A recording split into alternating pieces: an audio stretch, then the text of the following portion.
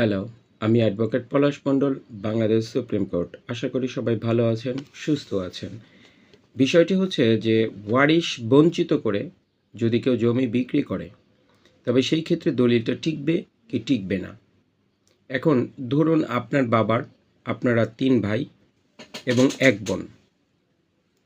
এখন এর মধ্যে একজন ভাই করলো কি, আপনার বাবার ওয়ারিশপ্রাপ্ত সম্পত্তিটা ওয়ারিশের সনদ বের করে আপনার বাবার সম্পত্তিটা ছোট ভাই বিক্রি করে দিল, বাকি ২ ভাইকে রেখে এবং ১ বোনকে রেখে। সেই ক্ষেত্রে তিনি এই সম্পত্তিটা যার কাছে বিক্রি করলেন সে টাকা দিয়ে বিপদ কিনে নিল, নাম্বার 1। নাম্বার 2 হচ্ছে যে এই সম্পত্তিটা আপনি বিক্রি করে দলিল রেজিস্ট্রি করে দিলেন, সেই দলিলের রেজিস্ট্রিটাও আইনের দৃষ্টিতে সেটা একটু না টিকার সম্ভাবনাটা ওখানে বেশি থেকে যায়। তো কেন না টিকার সম্ভাবনাটা বেশি থেকে যায়?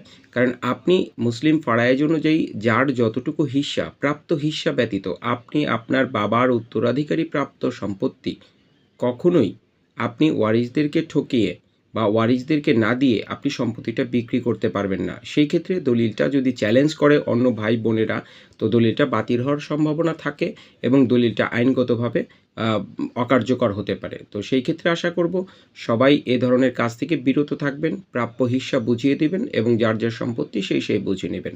সবাই ভালো থাকবেন, সুস্থ থাকবেন।